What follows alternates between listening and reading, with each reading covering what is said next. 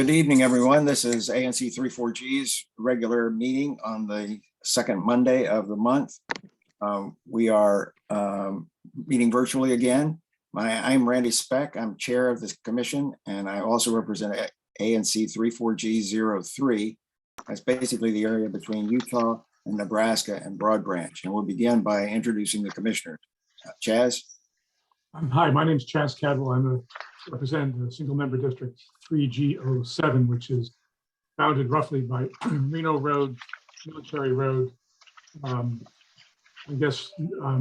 parts of Nevada and Nebraska, the southwest part of the district. Peter? I'm Peter Goslin. I represent District 6, which runs from the west side of Connecticut back to 41st Street from the Western Avenue border with Maryland and the Chevy Chase Circle to Military with a peninsula to the east. Connie? Hello, good evening. My name is Connie Chang. I'm the commissioner for single member District 05, which is bounded by the east side of Connecticut, starting on Legation. It goes to the Circle, hooks around Western, comes down Broad Branch Road, and then there's a piece of I guess, my represented constituents between Nevada and Chevy Chase Parkway down to Jocelyn. Michael? I'm Michael Zeldin. I've got 3G04, which is from Lafayette Elementary. All the way across. Is someone, we have noise in the background. I don't know who that is. It's okay, go ahead, Michael. So 3G04, which is from Lafayette Elementary School, Broad Branch, Utah, Upland, and Western Avenue, that area there. Okay, and John? I'm John Higgins. I am the single member district for SMD 02. My district extends north-south from Military to Aberfoyle and east-west from Oregon to Utah. Okay, Lisa Gore is not going to be here tonight, so we have 6 commissioners here and a quorum, and therefore we can conduct business tonight. And Peter, you have something before we begin. Yeah. Friday afternoon, we were reminded of how precious and fragile human life and community life is. Whether that community is a woman sitting with her family or artist friends waiting to be served lunch at the Parthenon, or the rest of us going about our business under a sunny sky. We, the commissioners, would like to take a moment to silently offer our thoughts and prayers to those who lost close ones and those struggling with injury, and perhaps to remember how blessed we are to have time alive on this earth.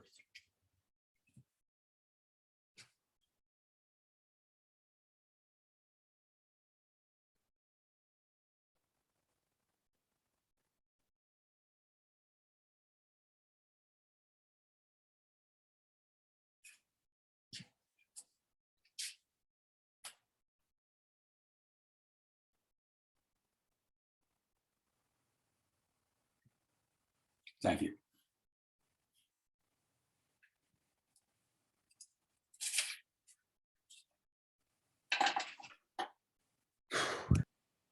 You're muted. Randy, you're muted. Yeah, got it. Connie muted me and I didn't realize it. She's the etiquette police. We are going to follow our usual virtual procedures tonight. All of the commissioners will be on video and audio. And as we go through the agenda at various items, we will elevate some of the attendees to make them panelists so that they will have audio and video as well. Please, if your name on the participants list is not accurate, please change it so that we will be able to recognize you.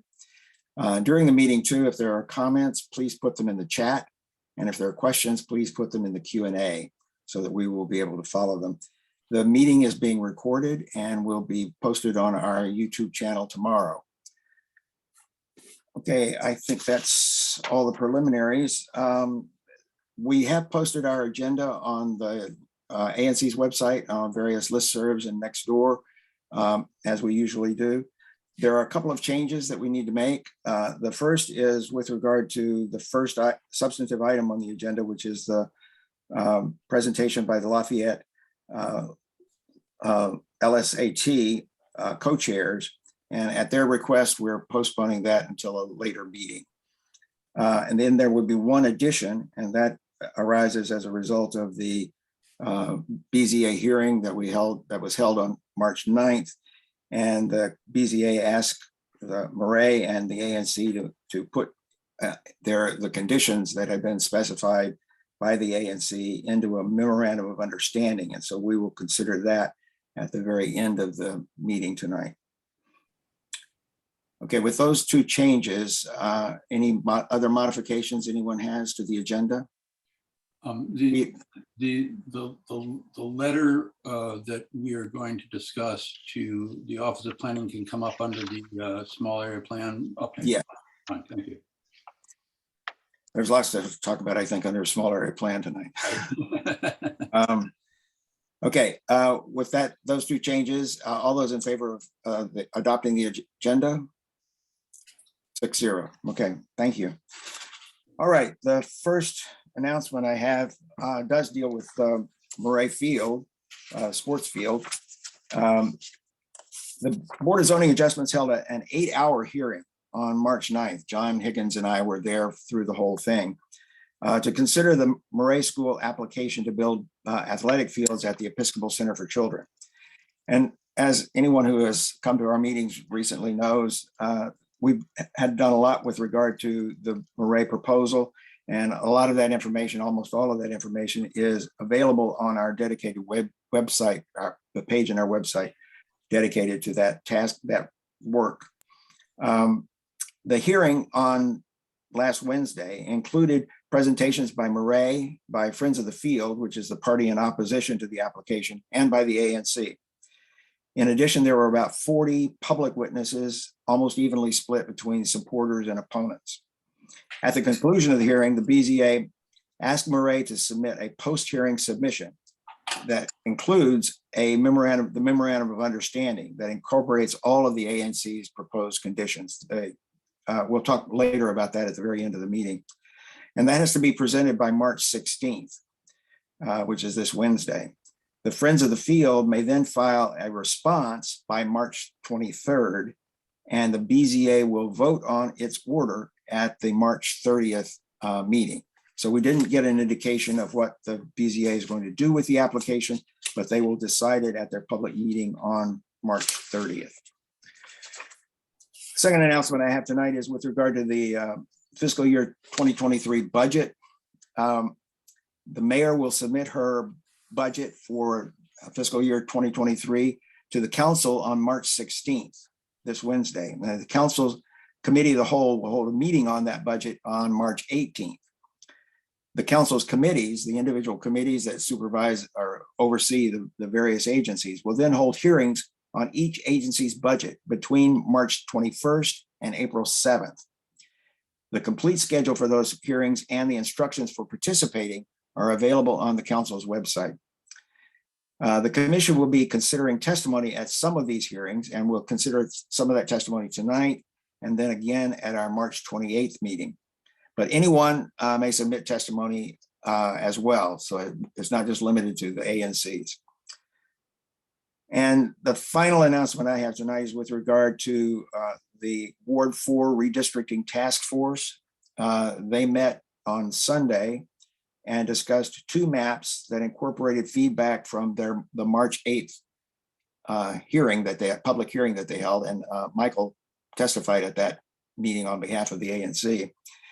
The task force members, and they're also going to look at the written testimony, including the ANC's resolution. The task force members provided feedback and asked questions about these maps, and they will be drafting a written report this week to present to the task force and to the public on March 20th. And as it relates to ANC 34G, both of the maps that the Ward 4 task force is considering um, include ANC 34G as it's currently arranged between the two, overlapping between the two wards, with both representatives from Ward 3 and from Ward 4. And there will be just a couple of changes that were included in the previous maps that we had seen. The census blocks currently in ANC 3G03 that are in Ward 3 will move back to Ward 3. And blocks from ANC 34G04 will be moved over to ANC 34G03 to make up for the lost population. Both of the discussion maps look largely similar to the discussion maps 1 and 2 that we referenced in our ANC resolution.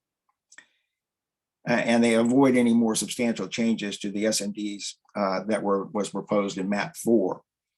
There are 2 remaining points to be discussed by the task force. The first is whether to move 1 census block between Upland Terrace and Pinehurst Circle from ANC 34G01 to 04 in order to balance population, and also whether to add about 15 homes on the north side of Aberfoyle to ANC 34G01 so that they can make it slightly more compact and balance population.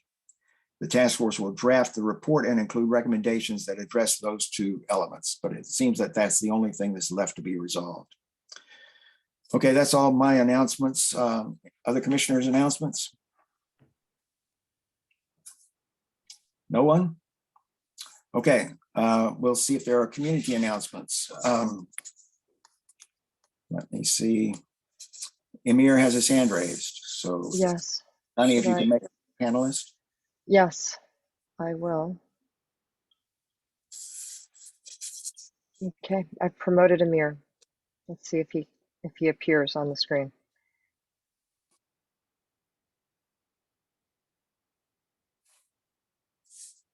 Okay. Good evening. Can everyone hear me? Yes, we can. Go ahead. All right, thank you. Yes, my name is Amir Raventab. I am at this point the only MOKers for Ward 3, that's Mayor's Office of Community Relations and Services. Just have a few quick updates from the city tonight. As Commissioner Speck mentioned, the mayor will present the budget to the council on March 16th. I also wanted to add, as before, that this ANC has a few budget directors requested to speak at the earliest convenience, who are going to present on the budget as relates to their specific agency or deputy mayorship. And we expect that to start happening in April and May and June at the latest. Moving on, a few updates from DPW. DPW will begin residential street sweeping on Tuesday, March 1st through October 30th. Drivers are asked to obey posted signs indicating the schedule for street sweeping parking restrictions to ensure the equipment can thoroughly sweep. And DPW will resume the following cleaning and beautification services in April. Alley cleaning will resume April 1st through October 31st. They want to operate on a schedule, but residents can call 311 to request an alley cleaning for alleys that pose a hazard to public safety or have become inaccessible to emergency vehicles. And graffiti removal. A waiver of liability form is going to be provided for a graffiti removal request, which must be signed by the property owner and returned to DPW before abatement will occur on private property. On public property, if you want to know how long it's going to take, the SLA that appears on 311.dc.gov should be the accurate SLA. And finally, there's a virtual job fair being held by Mayor Bowser and the Department of Human Resources Wednesday, March 16th and Thursday, March 17th from 10 a.m. to 6 p.m. each day. This is going to be the largest ever district government virtual hiring fair. There's over 500 open application spots. So each day at the fair, job seekers can chat with hiring managers from across district government, and qualified applicants may have an opportunity to interview via video chat or phone call. And some of the agencies may actually make on-the-spot job offers on the day or within 30 days following the event, pending any necessary extensions due to suitability for those 500 vacancies. I also wanted to add that on top of DPW resuming their services, since the weather is getting warmer, I implore any residents and commissioners who want to meet outside again and check up on any routine things that need maintenance, including alley repairs and street repairs, sidewalk repairs, that kind of stuff. Because DDOT also begins to do more work when the weather gets around springtime. So it's a good time to get those requests in. We have things like Sidewalk-a-Palooza, Alley-Palooza that also start in the spring. So definitely a great time to get those requests in. And with that, I can take any questions from the community. Michael? The only question I have really is for us commissioners. I don't know whether Amir can do this on his own, but have we posted on the various list serves the job fair? What have we done to notify our community of it? So an email from DCHR was sent out to many DC residents, just like how a lot of DC residents got those DOH emails during COVID. They have the addresses of many DC residents.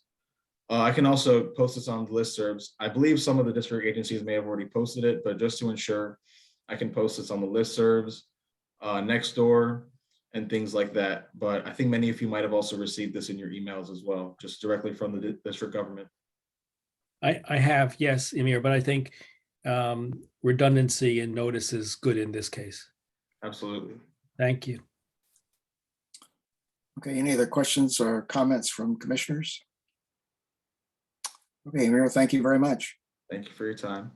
The only thing I was going to say was I wanted to thank Amir for being with Peter, me, and Lisa last Friday during the Parthenon freak accident. So thank you for showing up. Really Thank you. appreciated it. And let me mention, I should mention that Mokers, as well as Monk, the Mayor's Office of Nightlife and Culture, for those who are unaware, we made contact with the owners at Parthenon. We're planning to meet them sometime this week to discuss with them any of their business needs, resources they may need following that tragic incident. Thank you for commissioners for being there as well. Let me also mention one other thing about the Parthenon. Connie suggested on Friday that maybe we should be thinking about putting bollards on the sidewalks to protect the diners at various outdoor cafes like the Parthenon. Absolutely. And that's something that I think applies across the city. So I wrote today to Matthew Marcoux, who is the chair of the Public Space Committee, and ask him what they are doing in this regard and whether they have initiated something already to consider this. It happened when we were at the Public Space Committee for the Maret curb cut. They were also hearing a request to put up bollards at a synagogue in Georgetown as a security measure. And there was a lot of discussion about not having bollards in public space, that was something that they did not want to do. And they eventually approved that, but with some restrictions, and it was an extraordinary circumstance.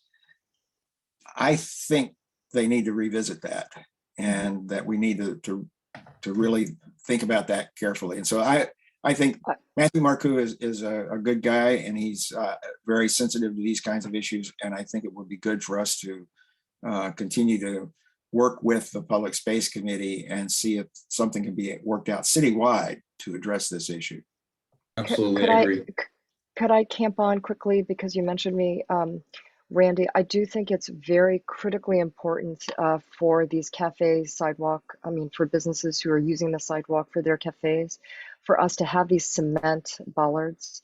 And I have also mentioned it to Ed Stoloff, who's leading the DDOT reversible lane study, to put it on the agenda, because I do think it's really important. I think if we had it, something like this wouldn't have happened. And I think it would just also not just prevent that, but it gives people a sense of safety, I think. So thank you, Randy, for mentioning that. And thank you for reaching out. And I do think we should draft a resolution, and I'm happy to take the lead with anyone's help here. Let's wait and see what the Public Space Committee is planning, and then we can either support them or suggest something different. I will just say that I learned from the Public Space Committee listening in on it that putting in a bollard is not an easy task, and it requires that it go down a particular depth. It has to be of a certain size, all of those things in order to stop a car. Otherwise, it won't stop the car. And so it's not an easy thing to do, to just automatically slap a bollard. Okay, Michael? Well, that's interesting, because downtown, like along the 14th Street corridor, and then in Cleveland Park, where Connecticut Avenue has that service lane. There are a lot of those concrete Yeah, right. things that they just seem to be sitting right on top of the roadway. You know, it may not stop a car at 60 miles on a highway, but a car that's going 25 miles an hour out of control, it would seem to me that if it hit one of those bollards, it would deflect it. And that to think about when the city decides to make a final decision about the bicycle lanes, I would hope that they would likewise put bollards of that sort to protect the bicyclists. And then, of course, if there was that there already, Peter, then that wouldn't have happened. But I think, Randy, that we should not take it as true that these things have to be dug in and deep down in order to prevent cars that are traveling on sort of more local roads with more local speed limits. Well, this is the synagogue in Georgetown was one of the side streets. I can't remember which one, where there was no way you're going to get up to 25 miles an hour even. And there was testimony from an expert in security who said, this is what you have to have in order to be able to stop a car. I don't know the facts, but that's what he said. And I would add that perhaps that testimony is relevant to a deliberate attempt to do damage at a synagogue where a car is headed purposefully to cause injury, as opposed to what we saw on Friday. But I'm not an expert in. Well, remember as well that there are instances when it's been done intentionally in other places. So this is not, True. I mean, it could be intentional as well. John? I think the synagogue issue also got tangled up in how many feet for a setback and a very, very nuanced placement issue, which I thought got too much into the weeds. There was a pretty obvious need there and got a little bit overdone, I thought. Well, that's the thing you get when you get into public space like that. There are a lot of nuances and they are very particular about it. So I think we need to get the Public Space Committee on board with whatever is going to happen. They're going to ultimately be the arbiter on this. Okay, thank you, Amir. Thank you. Thank you. All right. We'll move on to this. I don't see any other hands up for people who wanted to have make community announcements. Nope. So I will elevate Krista.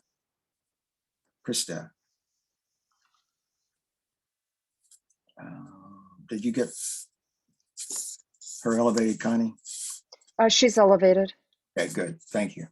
Yeah. Okay, I'll turn this over to Michael to talk about Boy Scouts. They rejected me. I got no badges. Cub Scouts was as far as I got.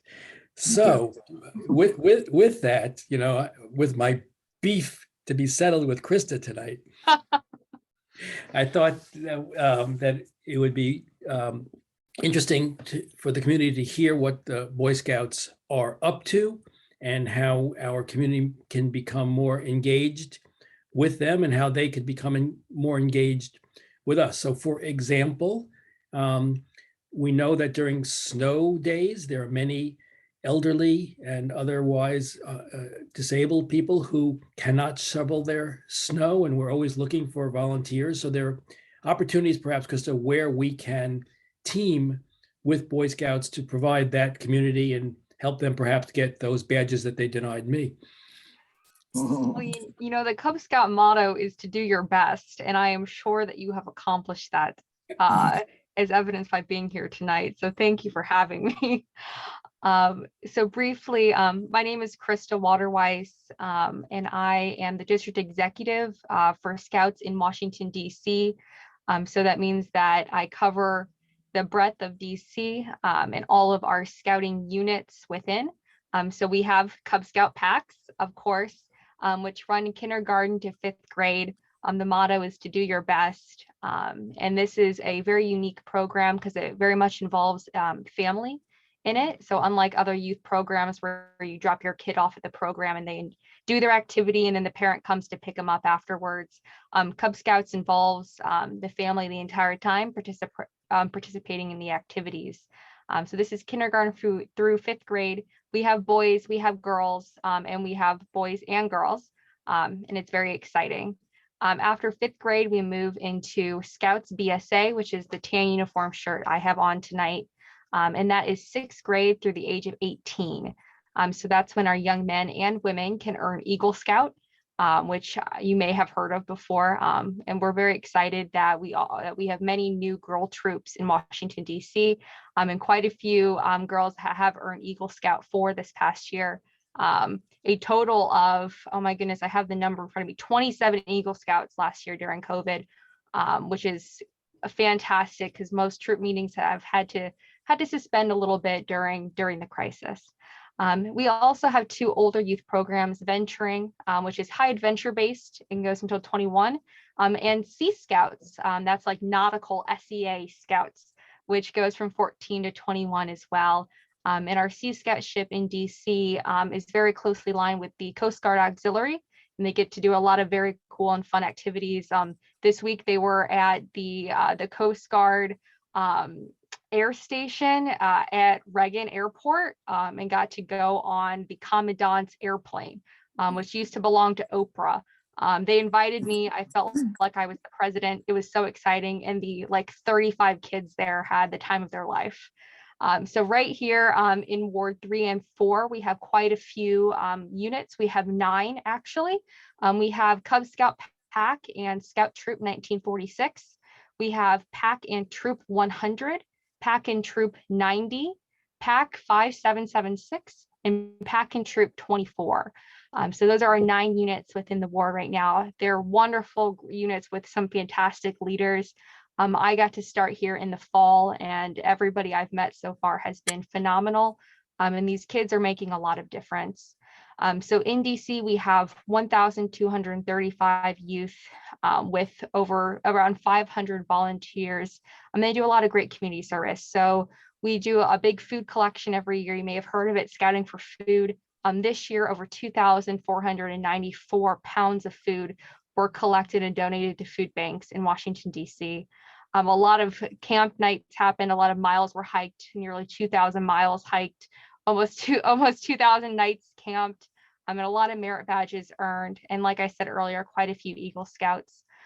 Scouts is something I'm very passionate about. That's why I do this for a living. And it can be extremely life-changing.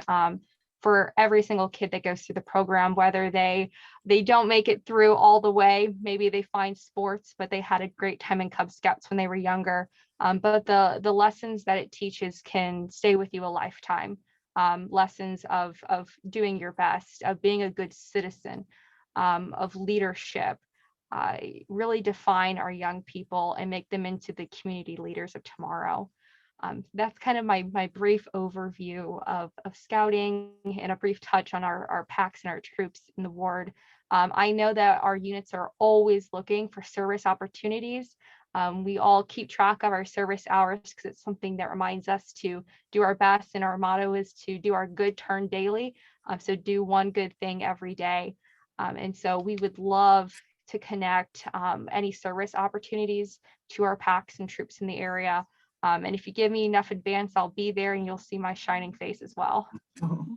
So Krista, can you put into the chat a couple of things? One is how to reach you directly if you're willing to do that. Yeah. 2, if there are families that are new and don't realize the scouting opportunities that exist for them, how one goes about pursuing that for their children.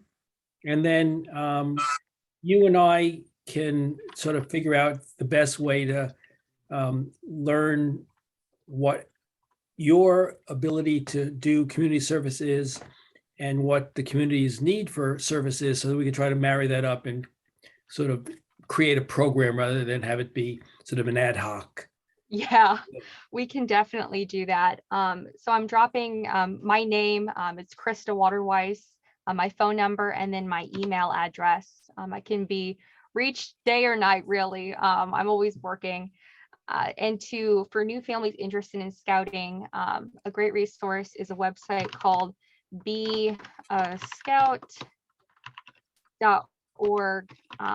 And families can enter their zip code in, and it'll pull up the nearest troops or packs or crews or Sea Scout ships, whatever the family's interested in, to contact the local leader for that unit. So for a Cub Scout pack, it would be the Cub Master, or for a Scout troop, it would be the Scout Master. And so that will list all of our nearby units. But if that family wants to talk to me personally, they're welcome to text or call me, and I can also put them into direct contact with that volunteer. It's a volunteer that lead all of our units, so that volunteer leader. And we do know that scouting can be an expense because we pay dues to our national council, and all of our scouts are covered by insurance whenever they're doing scouting activities. So that's part of that registration cost. So if that is a barrier of entry for any youth and any family, please reach out to me directly. We have a lot of different programs to work, including some scholarships. We do a product sale. Girl Scouts have cookies. Scouts have popcorn. We do a few others as well. So there are a lot of avenues that we can do to make sure that every youth has an opportunity to join scouting. If they don't want to, I'm not offended, but if they want to, I'm going to make it happen for them. Last question, Krista, perhaps, and you and I could talk offline. We don't have to take up people's time to the extent that there are 20 people listening. However, if you want to write up something like a paragraph or two, just sort of outline what you did, then between Peter and myself, we can post it on all of the listservs so that people can see who to reach, how to, when to reach out, what the calendar is, and help you broaden your visibility in the community. Oh, thank you very much. Peter does most of the posting. Thank you. I can definitely do that. If there are any other questions, I'm happy to reach them. But if not, I will give you your time back. Thank you so much for having me. Thank you, Krista. I just want to mention too that Troop 100 used to come to our ANC meetings. Did they? Before the pandemic. Yeah, they would come every year, and there would be a whole bunch of them who would come in. I'm sure it was for a merit badge, but Troop 100 also was, we had one alumni from Troop 100, Alan Beach, who was, I think he was in Troop 100 back in the 40s or something like that. They've been around a while. Yeah, it was a very, very long time ago, but Alan always had a warm place in his heart for the Scouts. I was a youth in scouting growing up. Before girls could be in Cub Scouts and Scouts BSA, I did venturing in Sea Scouts, so from 14 to 21. And it completely changed my life. That's why I'm here today. When did brownies come into being? So brownies are under the Girl Scouts of the United States. So that's the GSUSA. So different umbrella organization than us. Just curious, when did they get formed? Not too long. So the Boy Scouts is, oh my goodness, what now? About 110 years old. And Girl Scouts in the United States were founded just a few years afterwards, maybe 3-4 years afterwards. Oh. So they should have already celebrated their 100th, if I remember the math correctly.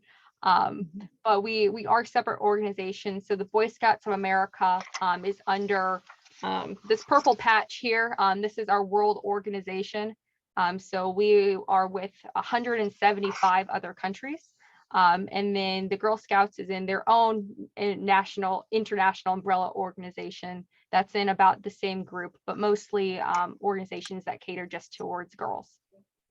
Can you also, Krista, send me an email of who to reach out to for Girl Scouts? Or I see somebody has just posted something, but who is your equivalent in Girl Scouts? Because maybe we'd like to have them come here too, and then do the same help in advertising their programming and see what sort of relationships we can establish. Yes, I can definitely. Okay, so Girl Scouts celebrate 110. All right, so I was right on the math. They have celebrated their anniversary. Yes, I can figure that out. It's not somebody I've met yet, so I will definitely connect with them and we can all connect together. That'd be great. Mhm. Thank you very much, Krista. We Have a appreciate it. wonderful night, everyone. You too. Thank you. Thank Thanks you. for being flexible with our schedule. Okay, Connie, you want to elevate Brad Kruger? Yes, I will do that.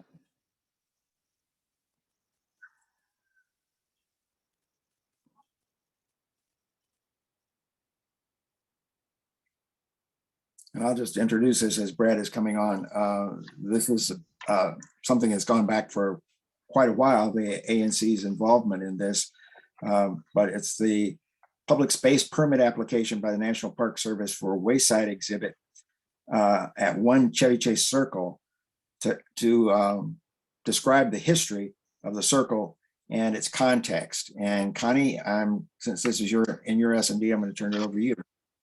Sure. I think I'll just sort of do a very quick background, and then Brad, I'm going to hand it over to you. The prior ANC did a lot of work. They put together a racism task force. They worked together with other community groups like the Historic Chevy Chase DC and the Chevy Chase Citizens Organization.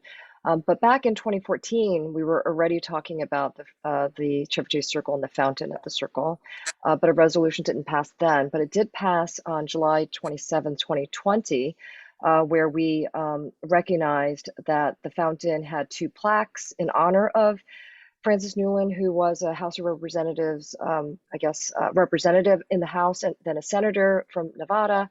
And he was very instrumental in all the development that occurred here in our neighborhood. But he was unfortunately a racist based on some of the things that he said. And I think I should just, since we're being recorded, perhaps it would be okay to quote from our own resolution, where, for example, he stated that, this is his words, "I believe this should be a white man's country, and we should frankly express our determination that it shall be," which was a part of a New York Times June 17, 1912 article. And in addition, he called for at the Democratic Convention platform, called for amending the Constitution to prohibit the vote to African Americans and limit immigration to whites only. And so this is not a great part of our history of Chevy Chase DC, and we, I think, a lot of people in the community worked very hard to remove that plaque. And in this resolution, we called for a wayside exhibit to share with the community this history. And then we asked for the National Park Service, in conjunction with students and community members and relevant historical experts, including but not limited to the Historic Chevy Chase DC and Chevy Chase Historical Society, to create a historical exhibit, either at the Chevy Chase Circle or somewhere close. And so I'm going to hand it over to you, Brad, to talk about exactly that and move it forward. And I can certainly share the resolution that in the chat for everyone to read it themselves. Thank you. You should introduce yourself. Of course. Thank you, Commissioner Chang, and thank you to everyone for inviting me tonight. My name is Brad Kruger. I am the Cultural Resources Program Manager with the National Park Service, Rock Creek Park. And I have been one of the team members working with the community on the development of this outdoor educational exhibit. So as we just heard, following the resolution in 2020, the National Park Service has been committed to more fully interpreting and telling the story of Newlands and providing information about who he was and the views that he held. So we have been working with the ANC's Task Force on Racism. We've also been working with the Chevy Chase Historical Society, Historic Chevy Chase DC, and the Friends of Chevy Chase Circle. And we've been working over the last year to come up with language to be included on this wayside, this outdoor wayside exhibit. So I'm very happy to say that we are at the final end of that task. We're just awaiting the final approvals for the text itself. And what we're doing in the meantime is trying to determine and establish the location for this exhibit. Of course, the NPS owns land within the circle itself. However, as you all know, it can be rather challenging to access the interior of the circle at times. So the working group decided that it would be more advantageous to install this exhibit on the outside of the circle, specifically in front of the Presbyterian Church located at 1 Chevy Chase Circle. And this area receives a lot more foot traffic than the interior of the circle does. And really that was the driving factor for this location. We want the information to be accessible and available to the greatest number of people possible. You know, in addition to making the wayside exhibit or installing the wayside exhibit, we're also going to be putting the information on the NPS website. So even if people can't travel to the circle themselves, the information will be publicly available via the website. So I'm happy to take any questions. It's a relatively straightforward installation. The wayside exhibit is of the type that you find in many parks throughout DC. It will require the excavation of 2 approximately 6-inch in diameter post holes that will be then, you know, the wayside will be seated into the ground. There was some concern by the DDOT permit reviewer that the sign may be a little close to a nearby red oak tree. But in meeting with the arborist, he didn't have too many concerns and thought that, you know, we could slightly adjust the location of the sign to avoid any impacts to the nearby root system.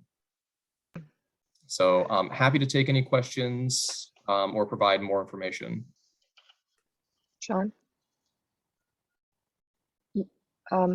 We can't hear you. I might have muted you earlier, sorry. Yeah, I did that. This will be in the side yard of the Presbyterian Church near Oliver. Is that about where it will be? It will be south of Oliver, between the curb of Chevy Chase Circle and the sidewalk. Okay. So will be direct sight lines from the wayside exhibit to the fountain itself through the azalea hedge. And that's what determined the specific location. We felt it was important to make that connection as you're reading the information about the fountain and Newlands, to have a direct line of sight to the subject matter so that you can make that connection and really start to understand, ask questions about who Newlands was and, you know, again, what he stood for. But his Brad- name will remain on the fountain?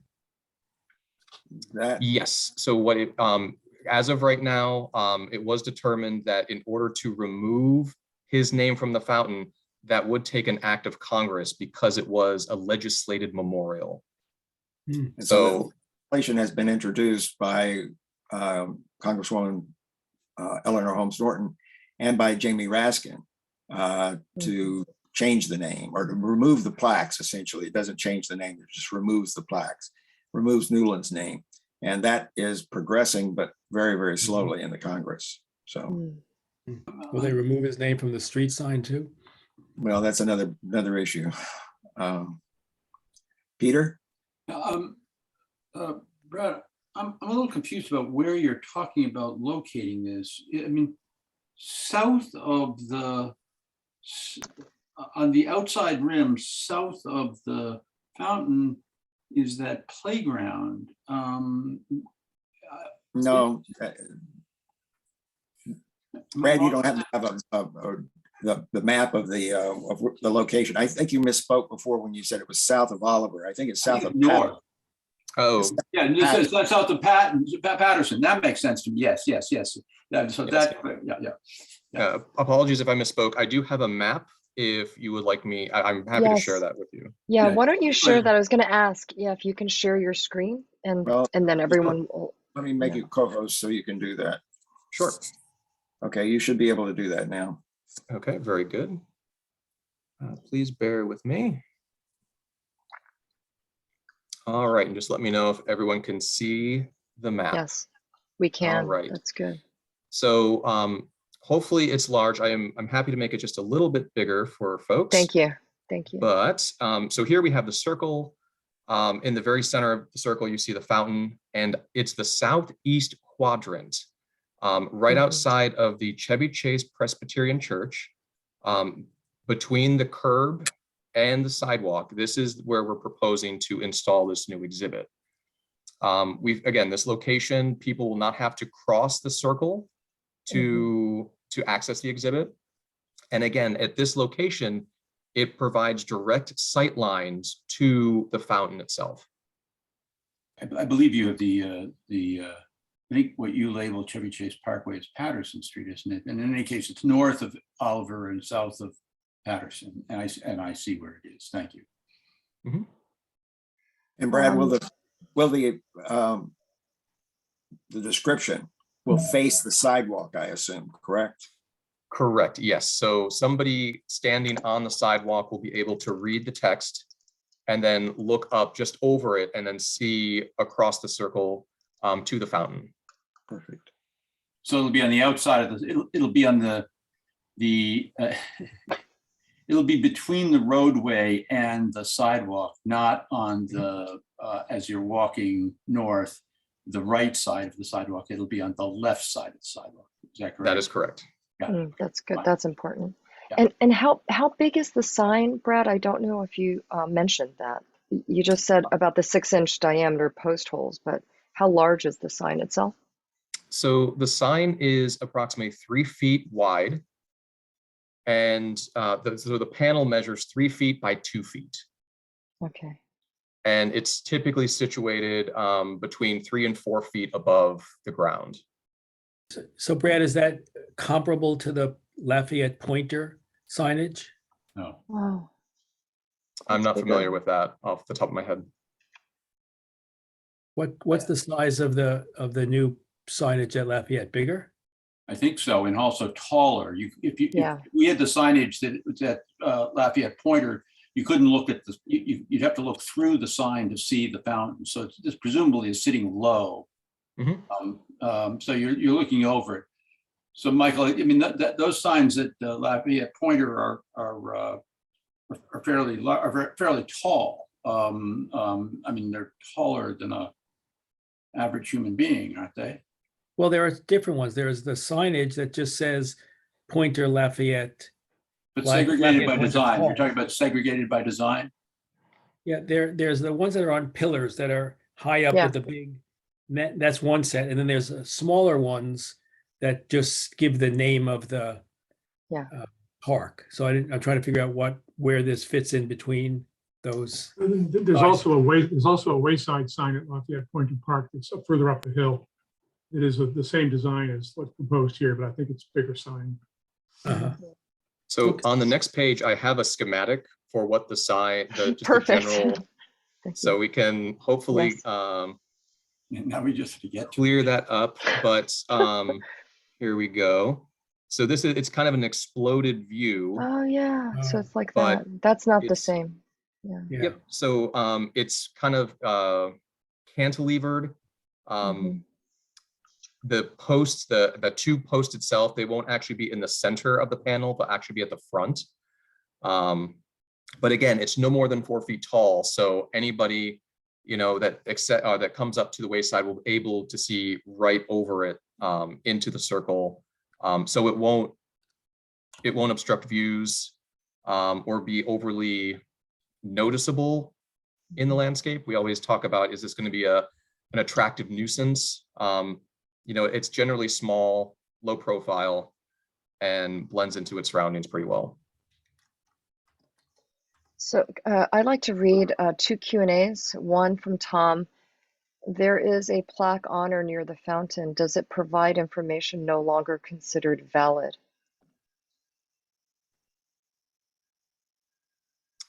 So I can respond to that if Brad or you want to. Sure, please. There are two, there's a plaque, like a bronze plaque that just describes, I think it just may only say Francis Newland's fountain, something like that. And then there is on top of the edge of the fountain, there's Francis Newland's name is inscribed on the fountain there. So but it doesn't have any context for it really. It's just the name on the fountain. That's the only thing that's there. And that we've had various discussions with the Park Service about how to contextualize that, or how to what to do to remove it. The plaque can be pretty easily removed, and probably then it may even be stored someplace or even used as part of a future exhibit. But the great engravings on the top of the stone are going to be a little bit more difficult. It may have to just be covered over or something like that. There's a second question before we go back to John, Commissioner Higgins. Ruth asks, or I think she's just making a point. Senator Van Hollen has also introduced a bill in the Senate asking for the removal of the Newlands name. Right. So that's important for us to just make note of. So John? far, there have been no committee hearings on it, so it's not been reported out of committee or anything. But we are in constant communications with Councilwoman Norton's office, and they are tracking it. But as I think was indicated in the chat, these things take time. I'm glad it will be attractive to pedestrians. Any thoughts about whether it might be a distraction to motorists peeking over at it as they're trying to drive through the circle? I would not think so. The sign itself, it's pretty ubiquitous for DC. These same types of markers or wayside exhibits, they're all over the city. The text and the content will be not facing toward the circle or the roadway. So there's nothing really to see from the perspective of a motorist. It's just you're looking at the back of a sign. So I wouldn't think that it'd be too much of a distraction for a motorist in the circle. So how do you read the sign exactly? And you said it's you kind of look, you can look across the azalea hedge and then see the fountain, but how would you be reading the sign? It's not, the actual text is not facing the road, it's facing the circle itself? Sidewalk, faces the sidewalk. This is the sidewalk. Okay. Okay. Yes. So I you would see, access, that way. you come up to it on the sidewalk and you'd Okay. read it while standing on the sidewalk. So Okay. any cars, they wouldn't be able to see it at all Okay. because it's facing the sidewalk. And Brad, do you have the text? Has that been decided? Have you guys agreed on the text and what's in it? So we do have what we believe is a final draft. I don't have the authorization to share it tonight, unfortunately, because it is undergoing final review and approval. But I will say that the National Park Service, in conjunction with our partner organizations, we all developed the text itself.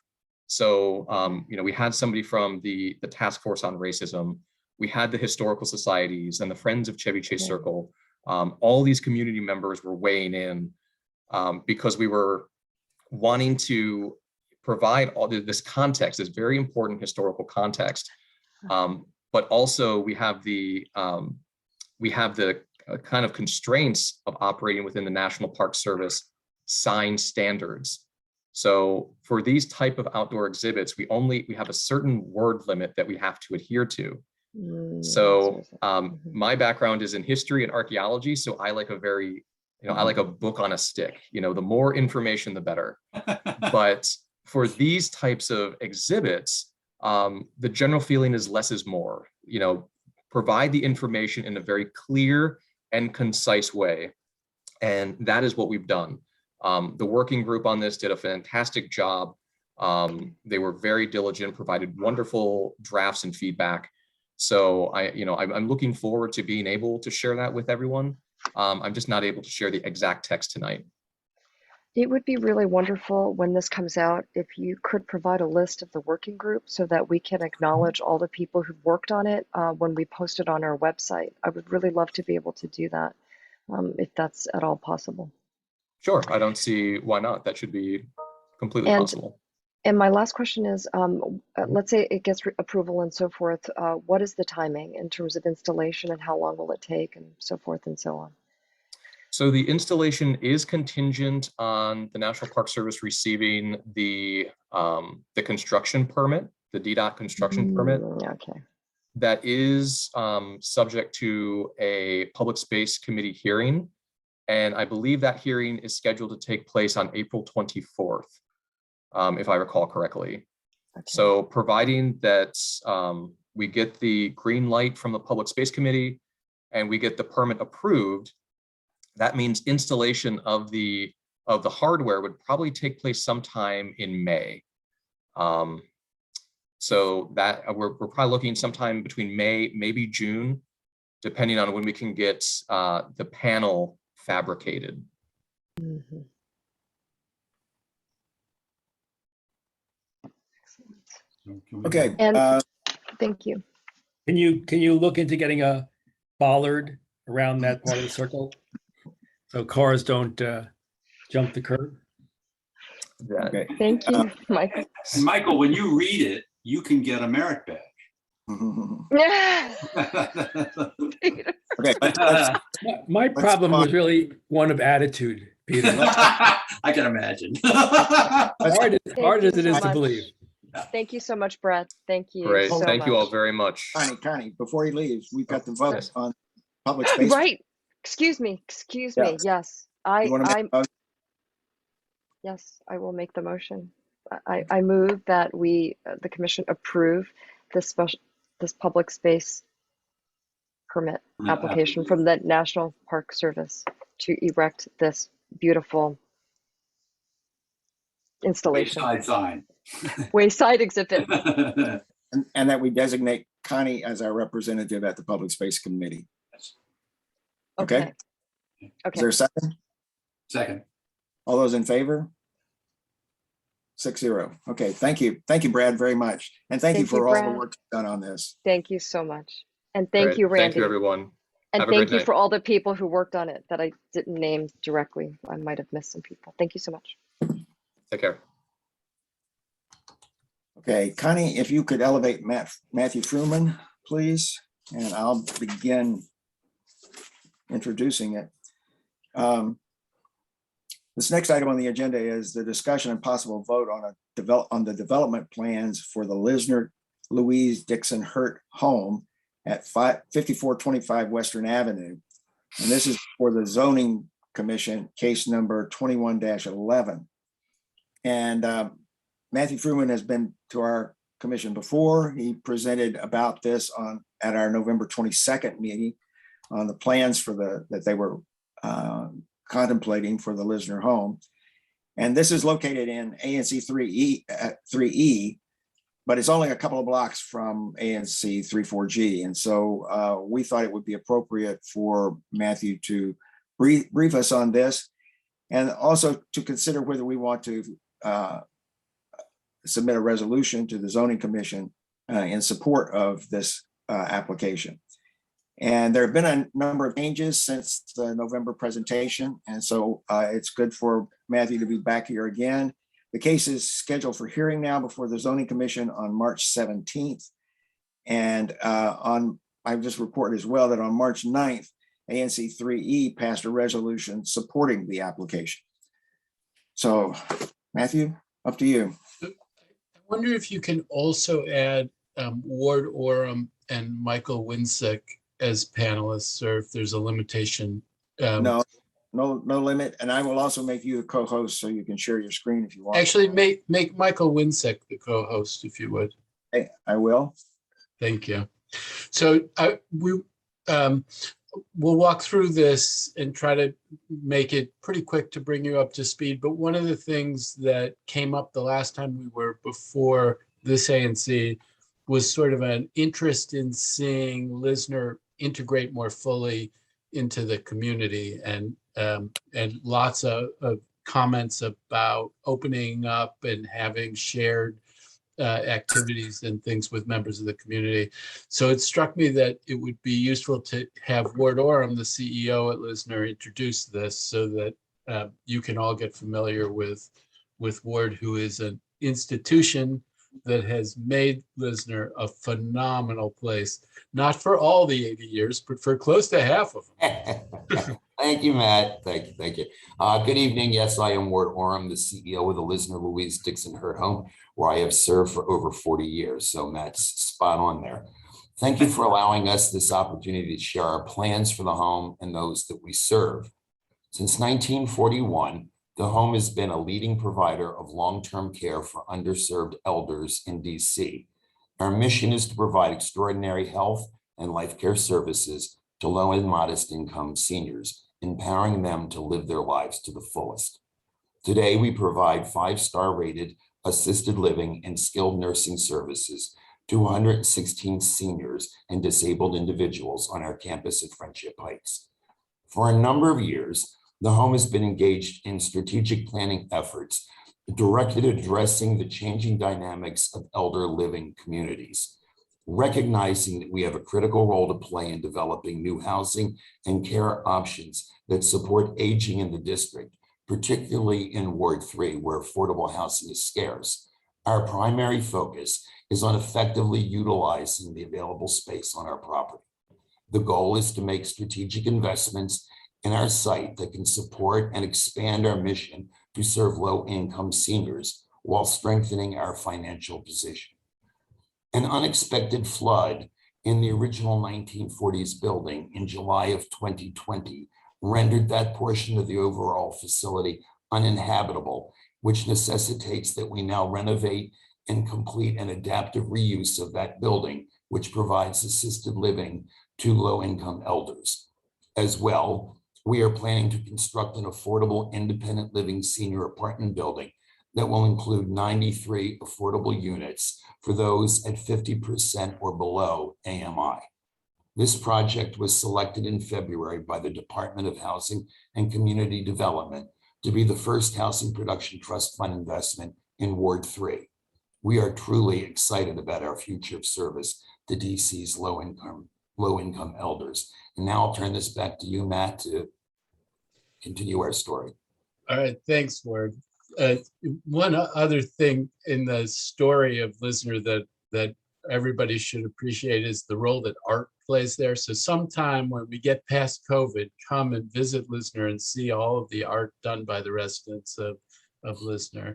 It's really something magical. The feel inside of Lisner is a credit to Ward and Sue, and really a special place. So let's integrate it as much as we can in the community. Michael, can you call up the slide with the zoning?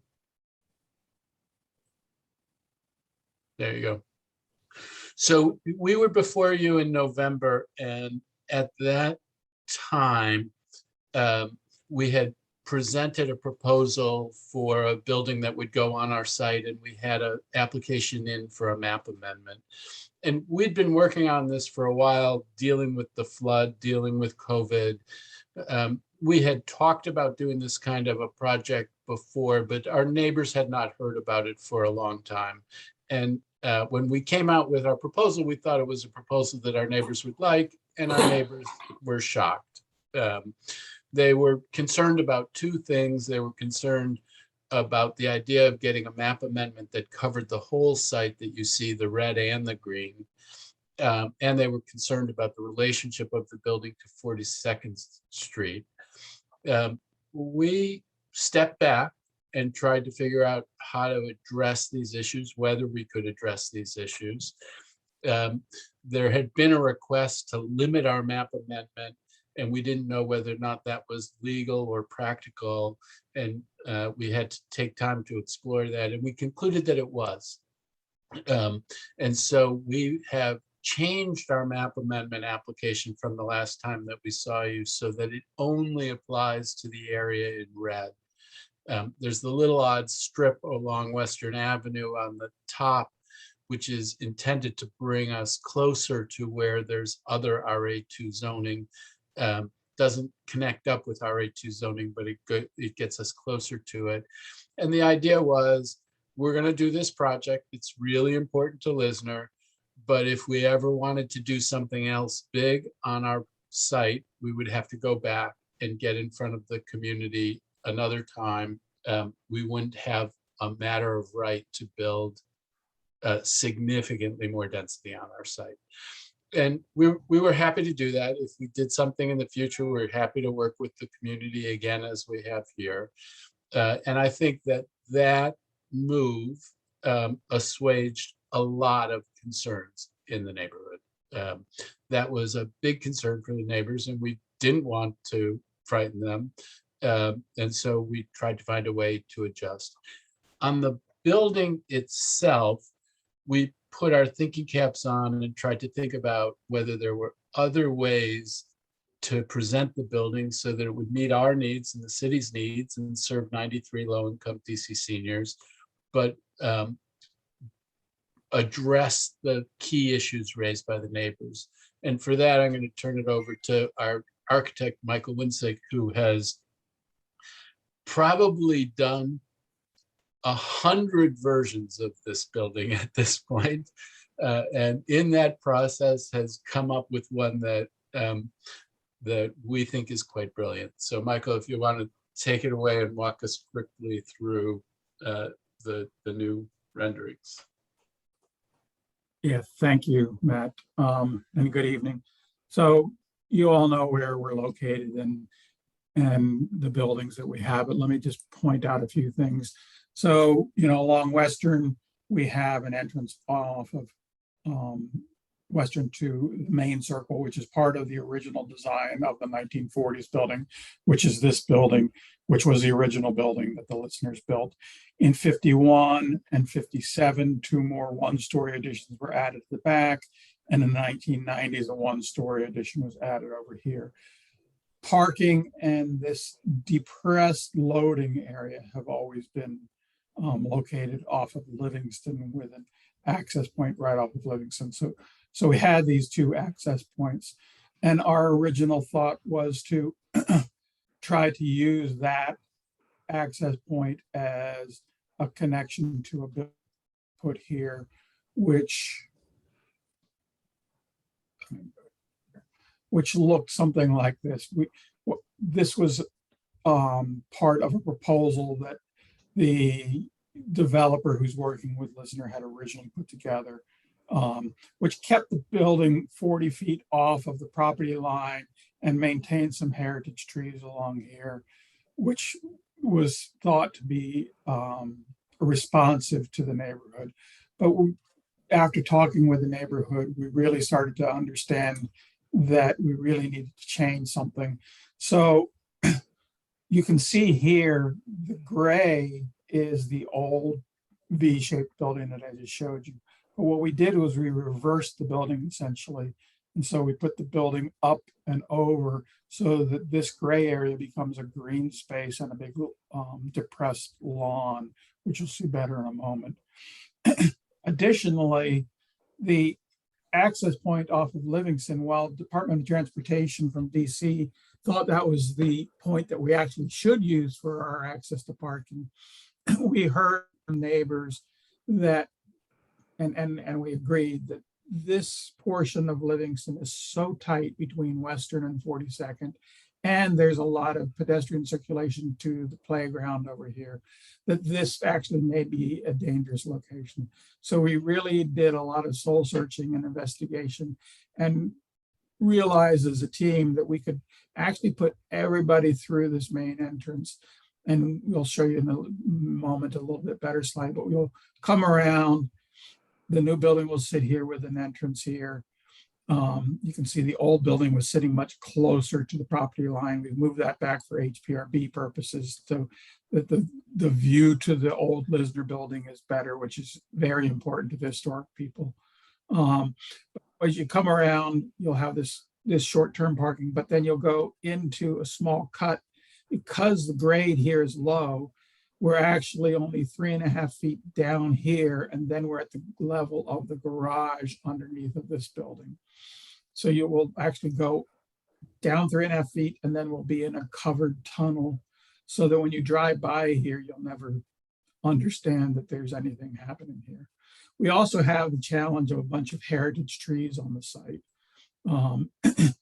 And so there's a heritage tree that sits here today, which our arborist has said is in very bad shape and needs to come down. But this tree 201 is probably the most important tree on the site. And that's why we had originally looked at this open V coming this way. But we're able to put this new building in here save that tree, by pulling the building back further. We're actually taking this tree, I think it's 212, that sits approximately right here right now, and it's costing a significant amount of money, but we're going to relocate it because, as you might have seen in the paper recently, you cannot just take a heritage tree down if it's not in danger. But that allows us to build this building in a way that has the least impact on 42nd Street, on the four houses that are most in proximity to us, and also creates, places that tree as sort of an anchor point to this new green space that we're creating. Jumping to sort of a more rendered site plan, you see now how this drive going down under, and then it actually comes in and enters a garage that's underneath of our building here. So you'll see in our renderings that that's completely covered by earth, and we're bringing the grades that are around this tree down the slope here, so that when you drive by, there'll be a slight berm effect. So the building and the drive, this building actually looks like it's only about 3.5 stories even from Western Avenue. The building also sets into the grade as you come across the grade here. This point is about 7 feet lower than this point. So when you're looking from the houses across the street, this reads as a 3.25 story building, and so does this, because we've depressed this in so that we're about the same elevation as the 1940s building. So we'll also, originally we had, the existing building has loading down through here, and you probably hear it sometimes if you're in the neighborhood or walking along the street. We've kept the loading because the 1940s building has its kitchen loading that has to occur right at this point. So we're using different types of pavers in front of the building to define a loading aisle, which is only used like once a day. Our parking is also a different paver, and then a landscape courtyard that's elevated between the two buildings is in another paver pattern. But again, what that does is keep all vehicular traffic and all noise away from 42nd Street and the neighbors. We are also putting a connector right here between the buildings because there's synergistic uses between the 1940s building and the new building. We've got the ability to offer meals in the dining room of the 40s building to people in the new building. And then we've got amenity spaces in the new building that may be of interest to the people who live in the whole existing Lisner community. So what that actually also does is, and you'll see in some renderings in a moment, it acts as a 1-story buffer so that even if you're walking along the street here, you'll never even know that there's anything happening in the front of the building here.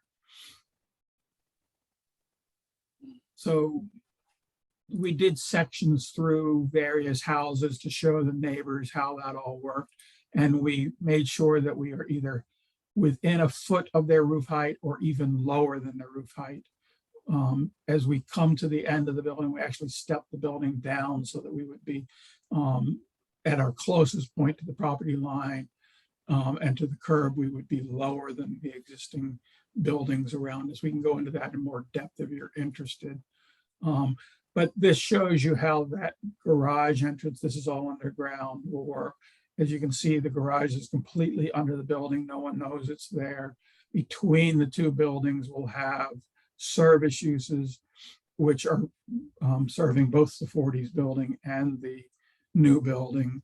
And then as you, where am I? So, sorry. So as you go to a typical floor, we have 1-bedroom units throughout. We've got 93 1-bedroom units and 58 parking spaces. We only need 8 parking spaces per code for the new building. We had 32 existing, so we needed 40 total, and we have 53 total now. So we're trying to reduce any parking that happens along 42nd by doing that. Then we've got a lot of elevations which were needed for HPRB, but let me just show you the building itself. This view is taken at the intersection of Western and Livingston, looking down Western in this direction. And you can see these trees are shown as 30% solid, but what we're trying to show you is that no matter where you see this building from, the building will be actually seen through the fractal pattern of the trees. And when they're in bloom or leafed out, you'll be seeing them. You'll be, the building will actually be covered a lot. You can see here that this really only reads as 3 stories and a quarter, because the grade, as I mentioned, as you come up from the main entrance down here, this portion of the building is lower. And then what we've also done, similar to the way the existing 40s building has a cornice line at the 3rd story and then a slate shingle roof pitched back, we're going to be putting something like a cementitious pattern material on the upper story, putting a similar but slightly different cornice line to break up the elevation and have the dark versus the brick. The brick will be similar in tone to the rest of the campus. And what that actually ends up doing is gives you a perceived height that's lower because we've broken the elevation up. And this portion of the building actually steps in about 1.5 feet from this portion of the building. So you actually do get a setback and a step back as you go around the building. So I could go down Military and show you all the, down Western and show you the elevations, but I think it's more important to show you what's happening at the intersection of Livingston and 42nd. So we were just at Livingston and Western. Now we've come to this point back here looking at the building. And here are the 4 residences across the street from us. You can see that we've not shaded these trees in because they became just so solid you couldn't see anything happening. And in fact, through here, we're using the 30%, but we've taken about 40% of the trees that exist, plus the new landscaping that we're proposing, out of here, because otherwise you couldn't see these elevations. But you can see again that this reads as 3.5 stories relative to the residences over here. We've met individually with these residents or homeowners, and I think they are very happy with what we've done. While this looks foreshortened, we're actually 45 feet from the curb line to the building, where these houses are 30 feet from the curb line to the building. And as you move down to the center of the courtyard, let me actually drop back one. So you'll see when we're standing on the sidewalk opposite the building across 42nd, and you can see, because the building is set lower, the courtyard that we've created is actually about 7 feet lower than the sidewalk that's along Livingston, along 42nd relative to our building. So again, these houses will see this really more as a 3.5 story building. But when you come along there, again, I've turned off more than 40% of the trees here. And this will be this beautiful depressed courtyard, which is 180 feet at its deepest point to the nearest home.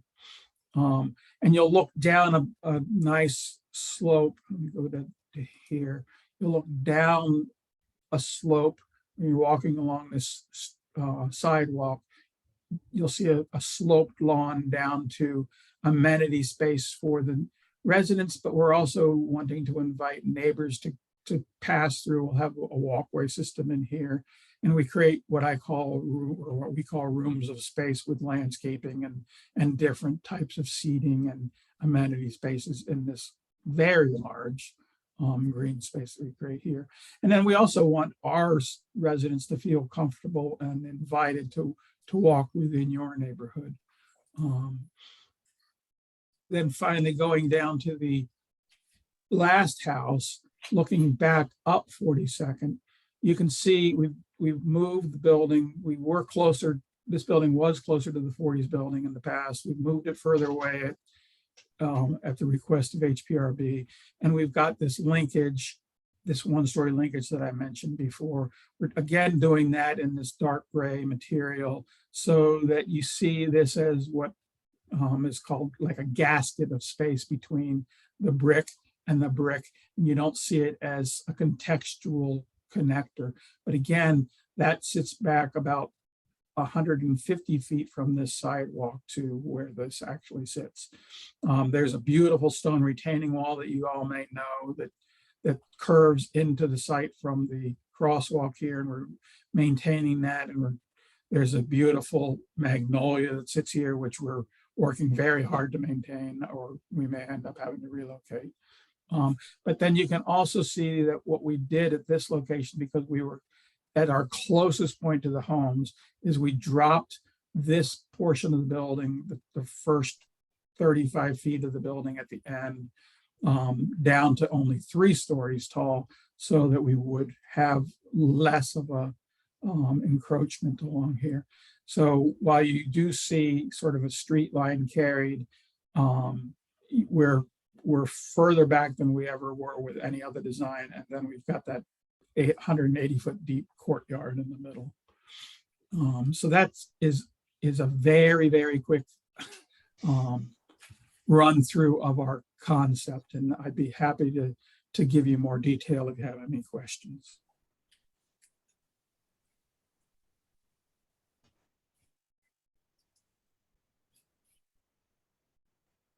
This was a terrific presentation. Thank you.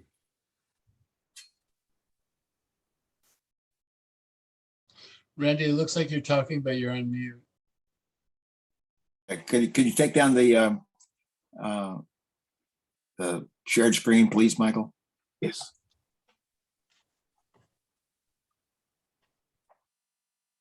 Okay, John, you have a question or a comment? I guess a comment and a question is both. First of all, I salute your mission. I think it's fantastic that you want to stay in this market and assist these people.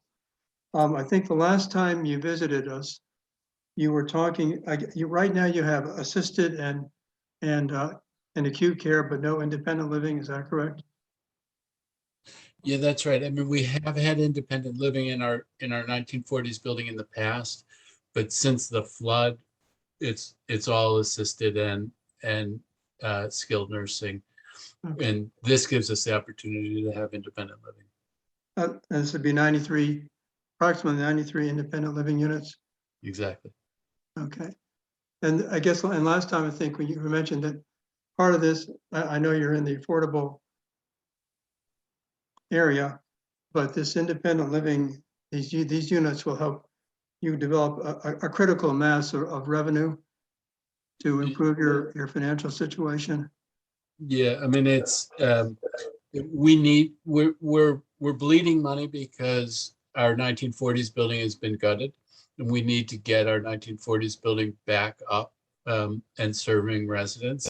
And this gives us not all of the money, but enough money to do that the renovation of the 1940s building and get back up to full capacity and be sustainable over the long term. So it's critical to our mission that we be able to do. Yeah, that's great. That's good. I like the idea of the courtyard. Seniors need light. They need to look out on open space. So that's good. I mean, it was an interesting experience because our neighbors felt like we were trying to protect our neighbors from our building, and they said, no, we want it open to the neighborhood. And so when we changed the orientation, they liked that change of orientation, which was consistent with things that people at this ANC had raised before. I don't want to oversell. Our neighbors are great. I'm not sure that they're popping champagne bottles that this building is getting built across the street, but I think that they feel like they've been heard, And I think they feel like they understand that it's important for us and that we're a good neighbor and that it's important for the city. So, and it's been, you know, the building is better for the input from our neighbors, but I don't want to characterize them as necessarily enthusiasts. They're not opponents at this point, but whether or not they would like, this is their first choice to have something like this happen across the street is another question. Just one more Matt, thing. neutrality is a victory. 100%. Connie? Just have one more. Oh, John, I'm sorry. Go ahead, John. Yeah, so the entrance will be from Western again. That's right. Everybody comes in and out off Western.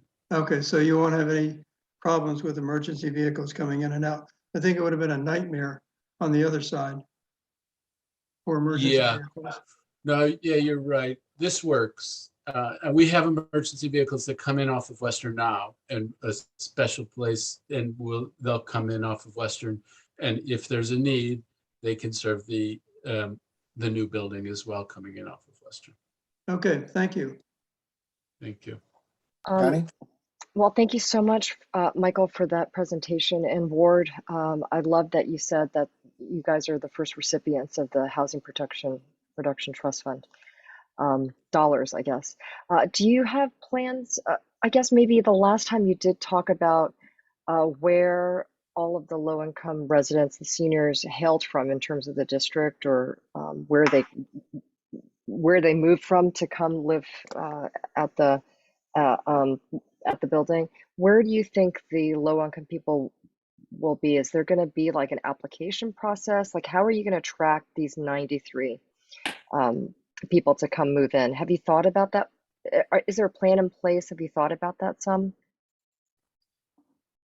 You know, I think the way that it works is that this is a qualified building that's residents are going to get the opportunity through a lottery system to come to us, and they'll come from all around the city. Our current building, where it's not like that, it's that people seek us out and come, is got a fair number. People don't think that we serve residents from Ward 3, but that's not true. We have plenty of residents who are from Ward 3. We have plenty of residents who are from Ward 4 in our current population. But our new population is going to be driven by the assignment of opportunities for access to affordable housing in the city. Okay, thank you so much. Okay, any other questions? I don't think we've got any. Michael, go ahead. Matt, and you may have said it and I may not have heard you carefully, but we talked last time you were here about the possibility of there being some sort of senior center access within the building for the community. And if you talked about it tonight and I wasn't hearing it, I'm sorry, but if you didn't speak about it, can you talk a little bit about that? Yes, so and I don't know if it pays, but on our ground floor, we will have a number of amenity spaces, computer room, exercise room kind of thing. And we have that in our 1940s building. So one of the things that people here raised is, can we open that up more to the community so that they can benefit from the things that happen inside of Lisner? And we take that to heart. They would enter off of Western. There is no way to enter from 42nd. You come, around that circle, either in a car or as a pedestrian, but then there will be a lot happening on our campus, and we have every intention to make it as open as possible. It really is, when we get past COVID, please come visit. It's a magical place. The concerts that they put on, the holiday parties, which have, in my opinion, too much alcohol for a medical facility, but a lot of holiday cheer. It's a special place, and you guys are right that it shouldn't be a secret. It should be a place that others in the community enjoy. There is the idea Michael, of a senior wellness center someplace in the ward. I don't think we would be that. We don't have the bandwidth to be that, but we do have the bandwidth to be a place where seniors come and enjoy different kinds of programs. We're going to be talking later about the testimony that we're going to submit on the doing at least a feasibility study for a senior center and a senior wellness center in Ward 3. And we do think that that's important, but it's going to have to be in a different place. I'm thinking too that up at the edge of the ward is probably not the best place, best location for something like that. But anyway, that's something that needs to be considered in the budget, certainly going forward.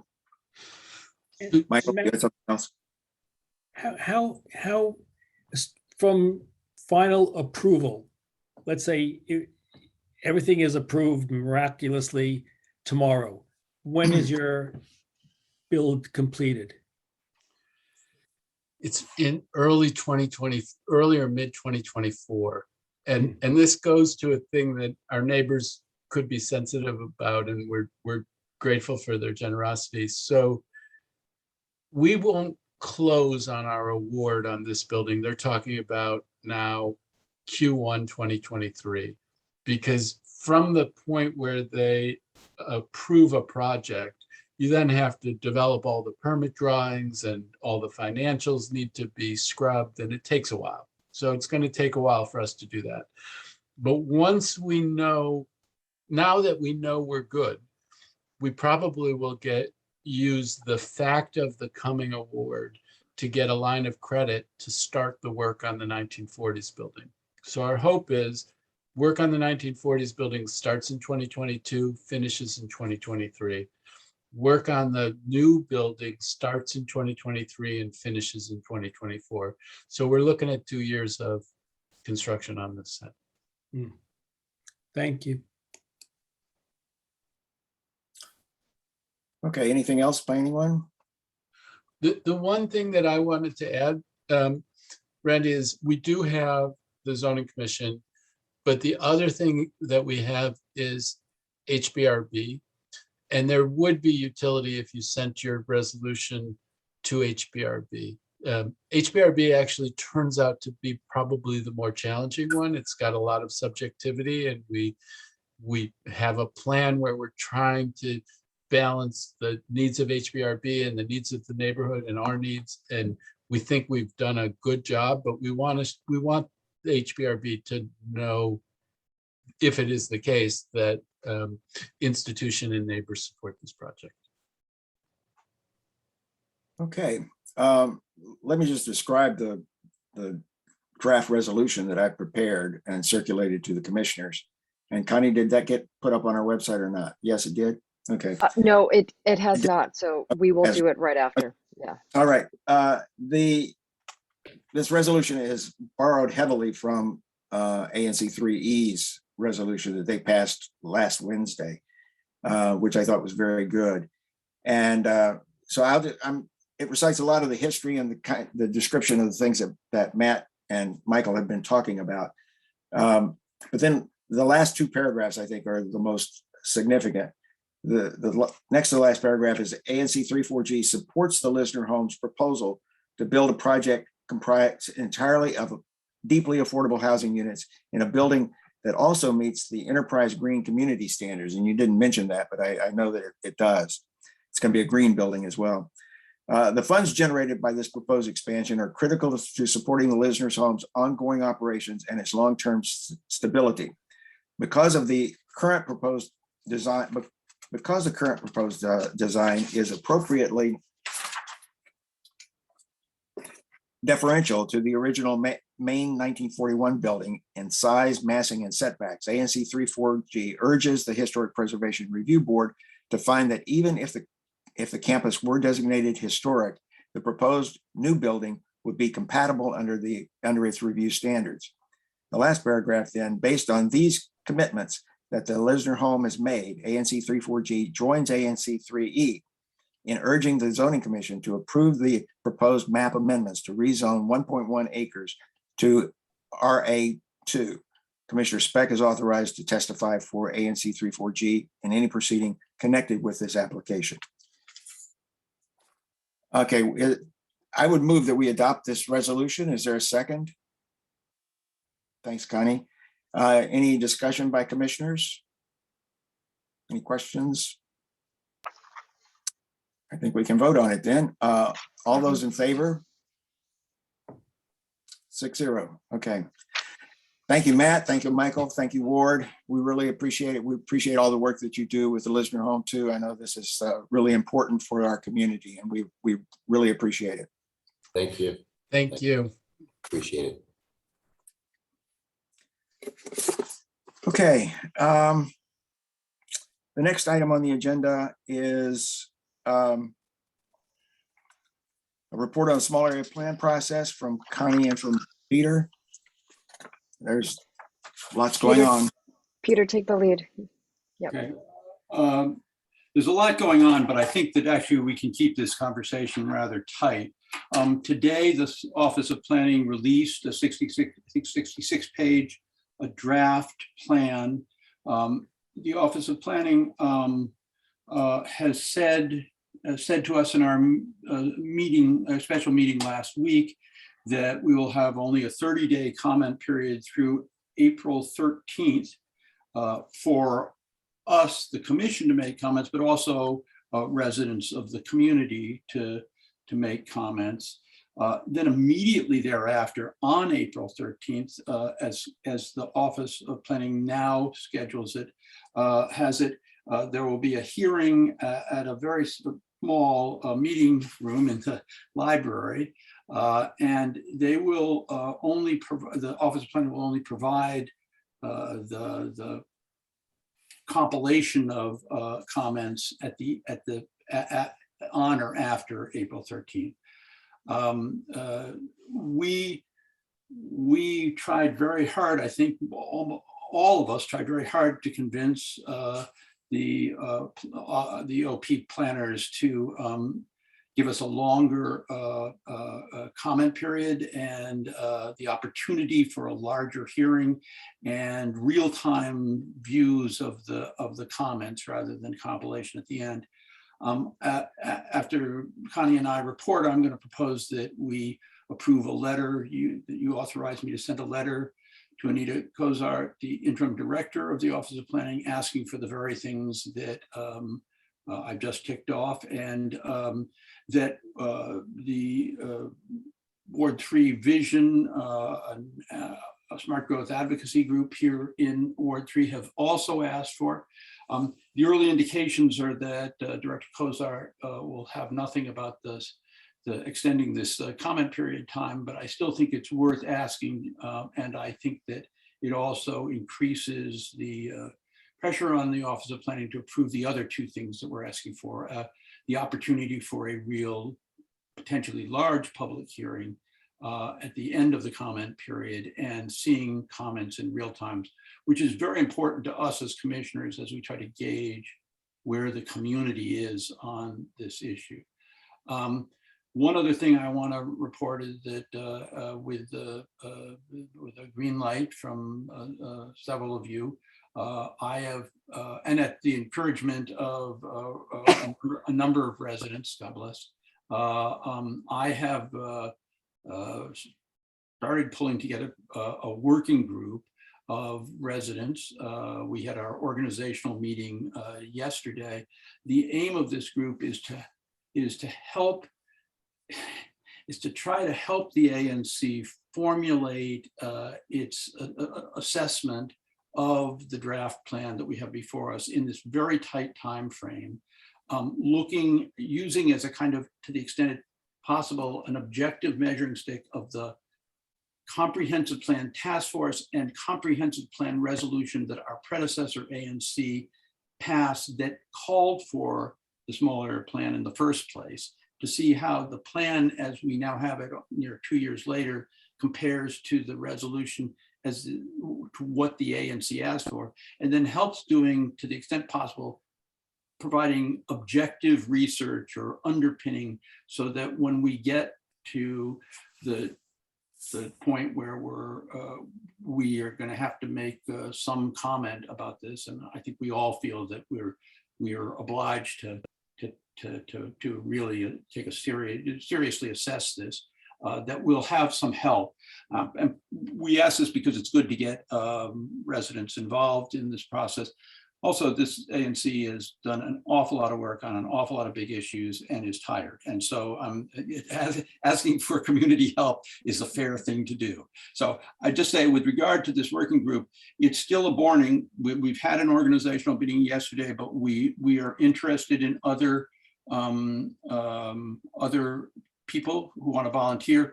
I think our requirement is we're looking for workhorses who are prepared to use the measuring stick of the ANC's resolution asking for the small area plan. We're trying not to relitigate all the battles we've had over the last year and a half. So just take that into account. You might look at the resolution, the February 12th, 2020 resolution that's on our website before you think about volunteering. So that's my report. Connie, over to you. I don't have much to add except that last Thursday at our special public meeting, we did hear from Eric Osberg, who is the project lead. And he said that between these two dates, which is today's release, March 14th, and April 13th, the public hearing / mayoral hearing that will take place at the Chevy Chase Neighborhood Library, they will have virtual office hours. They're committed to that, either in person or virtual office hours and in-person office hours to talk to the residents if they have questions. They will also appear at an upcoming ANC public meeting or special meeting, depending on our calendar. So they will be here to share with all of us a more formal presentation so that they can walk us through that plan, which I think is very important. So that will happen pretty soon, I hope. And the third thing is after they gather all of the written comments, which they really are pushing everyone to do, and I put that website, the link to their website, publicinput.com/Chevy Chase. They will collate all those comments, which we're hoping they'll give it to us in real time, but they will collate all of that. And then at the conclusion of this public hearing, they will then put together a document that details the change between what the draft is as of today and what they're going to submit to the council so that everyone could see if there are any changes. And then we will have another shot at drafting a resolution when it goes to council. So I just wanted to add that in. And I also just want to emphasize that we will put a calendar of events just like we did with our most recent and still ongoing Maret ECC.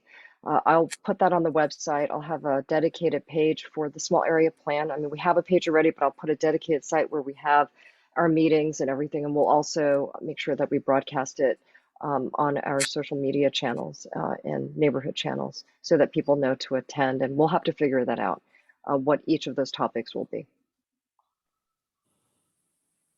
Okay, Peter, you want to propose your letter? So I have circulated a draft letter to all the commissioners.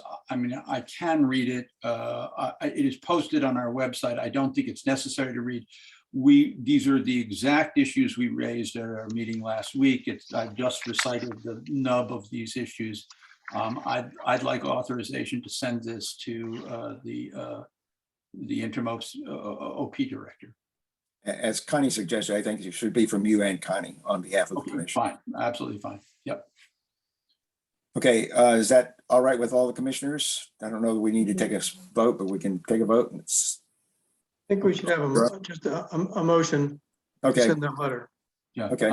I move that the commission authorize Connie and me to send the letter, a draft of which I've circulated to all of you, to Anita Cozart, the interim director of the Office of Planning, asking for some changes in the timeline and procedure from here to the end of the community phase of the small area planning process. Do I have a second? Okay. Thank you. all those in favor? Yeah. Michael? All those in favor? Okay. All right. Thank you. Thank you, Peter and Connie. We appreciate it. And we've got our work cut out for us. This is going to be a very challenging and intensive period for us. as if everything else hasn't been. Okay, the next item on the agenda is a report of the Racial and Social Equity Standing Committee. I'm going to be very, very brief. We did have I think at our last meeting, we said that we were going to have a meeting with the Office of Racial Equity and the new director there, and to just get acquainted and to understand what they were doing and what their needs are. We did have that on March 11th. There were 3 members of the Racial and Social Equity Standing Committee who attended that meeting, as well as 2 of the staff from the ORE, including the director. And we talked about a range of topics. Particularly, we focused on the need for some kind of community alert resource, which we talked about with them before. Then we also talked about their budget coming up. They've got their budget hearing on April 7th, and they said they can't formally ask us to support their budget, but that it would certainly be welcome if we did. And so we're trying to work with them and find out exactly what they need so that we can include that in testimony at the budget hearing on April 7th. That they are part of the city administrator's office. And so it would be for the budget hearing for the city administrator, which they fall under. Okay, any other questions, thoughts? Okay, next item on the agenda is the discussion of the budget hearings and testimony before the budget hearings. And I think we have only 2 drafts of testimony for this. Am I correct on that? For the Department of Aging and Community Living and for the Department of Buildings? I think that's the only. I think those are the only 2, and then we have some other things Right. that are not budget related. Mhm. Right. Okay, I have drafted both of these testimonies, so I'll describe them very briefly. The one for the Department of Aging and Community Living is really just restates our resolution of January 24th, 2022, when we urged the Department of Aging and Community Living to do a feasibility study on a senior wellness center in Ward 3, or at least Ward 4 included west of the park too. And really the testimony would be exactly that resolution turned into the form of a testimony. And we're asking for $100,000 for that study or whatever is necessary to do it. So I think given that we've approved this resolution previously, the testimony is pretty straightforward, and I would move that we adopt the testimony and for presentation to the committee. Second by Peter. Okay, all those in favor? 6-0. Okay. The second testimony is for the new Department of Buildings. This is formerly a part of DCRA that's being split up now pursuant to legislation that the council passed, and would be in effect beginning on October 1st, 2022. And so the Department of Buildings has basically the same responsibility with regard to buildings as DCRA had. It would just carve out that portion of DCRA's responsibility. This would be basically the permitting and inspection process for all buildings. And the testimony relates to 2 things that the commission has been active on in the past. The first is the vacant and blighted properties in the city, which we testified a number of times about.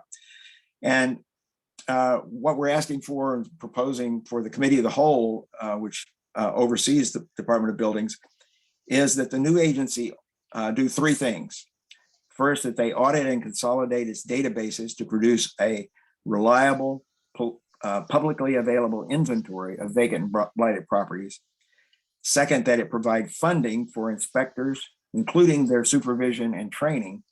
And third, that it ensures staffing to follow up on any exceptions granted when a property is deemed vacant.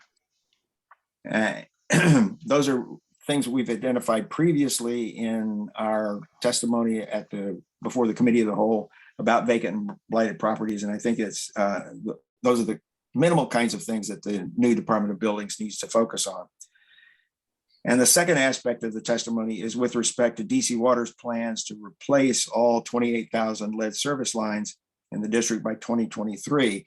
And in connection with the work I've been doing with the lead service line replacement task force, it's the Department of Buildings, or now DCRA, has indicated that their inspection staff is going to be severely strained by having to include an additional 28,000 inspections for lead service line replacements. And that actually requires that they go to the site, an inspector go to the site and look at the installation, both inside the house and outside the house. So that's going to be a very time-consuming process, and they're already understaffed with regard to inspectors. So we are simply urging the committee to be sure that there is adequate funding for the Department of Buildings to include this inspection effort that's going to begin. It's really already begun. It's going to be geared up by 2023. They're going to be doing a lot more by 2023. So any questions or comments from commissioners? You've seen all the drafts of this, and I've taken your comments. Michael? Just one question. I don't know.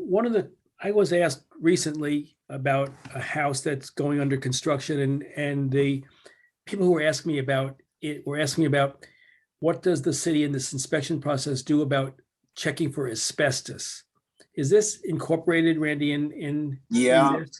completely different part of the Department of Buildings, however. The inspections that I'm talking about here are really new construction kinds of inspections. And I'm not sure. I think it's DOEE. I mean, Yes, I was going to say exactly the same thing. It's DOEE who has that responsibility for inspection for asbestos. I have a problem now in my SMD with a developer who's gone way beyond a postcard building permit, ripped the bejesus out of a house. There's a stop work order, it's just being removed, but there's been a stop work on it. And we've had to go in two different directions in terms of getting them to do a stop work order on the construction work, and then doing something about how they're handling both asbestos, and actually, because it's environmental at this point, because they've taken out so much lead piping, there's a lead complaint too. But I think asbestos is in DOE. I think that's right. I think you're right, Peter. Okay. Well, Peter, if you have any contact there, let me know. Otherwise, I'll run it down with Amy. Yeah, I think I've got somebody for you. Okay. Thank you. Okay, I would move that we adopt the draft testimony on the Department of Buildings. The second, Peter. Yep. All those in favor? 6-0. Thank you. Okay, now they had a hearing today, I understand, on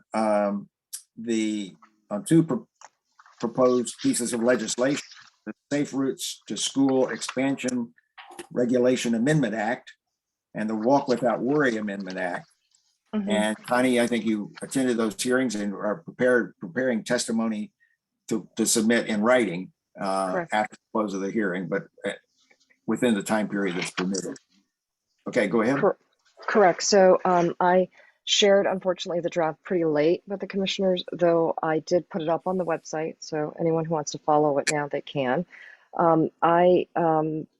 In this written testimony, I talk about how the mayor's Vision Zero pledge to eliminate transportation fatalities and serious injuries by 2024 through the implementation of strategies related to data education, engineering, and enforcement is like pretty woeful. It's a great disappointment. It's most likely not going to happen. I do mention that there's been an upsurge in fatalities, unfortunately, for every year actually since 2015 when Vision Zero was launched until now. And I do mention also that we had our recent that freak accident on Connecticut Avenue at the Parthenon, which resulted in 2 fatalities. I then go on to discuss that there are these 2 bills that are being considered. The hearing was today. I sat in on that hearing. And one was introduced by Councilmember Janice Lewis George, the Safe Routes to School Expansion Regulation Act, which has 12 co-sponsors, and that would enhance traffic safety around public schools. And there's a series of things, traffic calming measures, that's a part of that bill. It would require a traffic signal or always stop at every local intersection within a quarter mile of the school, mandates installation of raised crosswalks and curb extensions and so forth, and reduces the speed limit, in these school zones, but to be applied 7 days a week, and requires automated traffic enforcement within each school zone. Now, all of these little bits were talked about at the hearing. People came in support, but also people came in to try to discuss some of the difficulties of requiring some of these subcomponents. Then there was the other bill, the Walk Without Worry Act Amendment. The Walk Without Worry Amendment Act, of 2021, introduced by Councilmember Brianne Nadeau and 12 co-sponsors. So it's really, they've got the whole council who are in support. And this bill, Walk Without Worry, would develop design and engineering standards for continuous sidewalks, raised crosswalks, and raised intersections, and specify circumstances where these must be installed, and require DDOT to incorporate them in all new paving and roadway resurfacing projects. So they're just trying to get it in to something that's standardly done as part of DDOT's annual paving plan. And it would target intersections with substantial pedestrian activity, as well as intersections adjacent to school facilities, metro stations, and key civic locations, and so forth, that are not, and crosswalks and so forth, that are not controlled by a traffic signal, stop sign, or pedestrian beacon. Now, I'm saying that we offer our strong support for both bills, and we wish to acknowledge that standardizing traffic safety measures is important, as long as we have flexibility for exceptions to be considered. For example, there are some school areas, some school districts where traveling by car offers the safest mode of transportation in terms of personal safety. It's just not safe for students to walk between certain blocks, and so they're driven to school. And because in that in the safe routes to school, there is a requirement there to try to reduce or ban parking, near the school. And so I think increasing flexibility is important. And I quote a person who gave testimony there about why that is important. And then I also say that we join with ANC 3E in recommending that both acts consider adding leading pedestrian intervals, which is LPIs. These are traffic calming measures that give pedestrians a 3 to 7 second head start when they enter an intersection with a green signal at the same direction to travel. And it gives them a right of way when there's any vehicles that are turning in. And it also enhances visibility of the pedestrian. So I think we really need this on some of these intersections, because I mentioned that Legation Street and Connecticut Avenue in our neighborhood is just, there's a lot of conflicts between pedestrians and vehicles, and between vehicles and vehicles coming into the intersection. I also mentioned that we join with ANC 4B in recommending that school zones and not only once to enable implementation of new safety features. I'm sorry, I think my Wi-Fi went out a little. And that these annual audits should include, though, I add, they should include an examination by DDOT, a documentation by DDOT, and to make this publicly available, the routes that students take to get to and from school, whether they're biking, walking, or driving, because too many of our students in the district face unnecessary dangers that should be recognized and mitigated. And I include in that the lack of buses available to go from point to point, and then the lack of protected, bike lanes. If they're going to bicycle on big arterial roads, they're not protected. And so we need to know what those routes are, and that should be made public. And then I just conclude our testimony by urging the council to apply greater pressure on the mayor to negotiate ticket reciprocity with Virginia and Maryland in order to hold their drivers who are getting tickets because they're traveling, speeding here, or running through red lights for these penalties to have teeth, because otherwise just redesigning our streets and roadways alone may not offer a good enough solution. And that's it. And I'm sorry, I wanted to summarize it all because I don't think the commissioners have had a chance Any questions before I try to move Connie, us forward a little? I sent I you did. comments on it. Thank you. They were very good. They were very targeted and very good, and I accept them all. Okay. You want to make your motion then, Connie? I would like to move that the commission accepts my testimony as it is written, with Michael's edits that don't change any of the sort of the thrust of it. And I will share it with everyone, and I'd like to be able to submit it in time for their March 28th deadline, please. And that I will be the representative for our commission on this matter. There's a second? Second. Okay, Connie, I would just like to be able to read through it one time Sure. before we finalize it. Oh, yeah, but with absolutely. that, we can take the vote, okay? Okay, absolutely. Everyone, yes. All those in favor? 6-0. Thank you.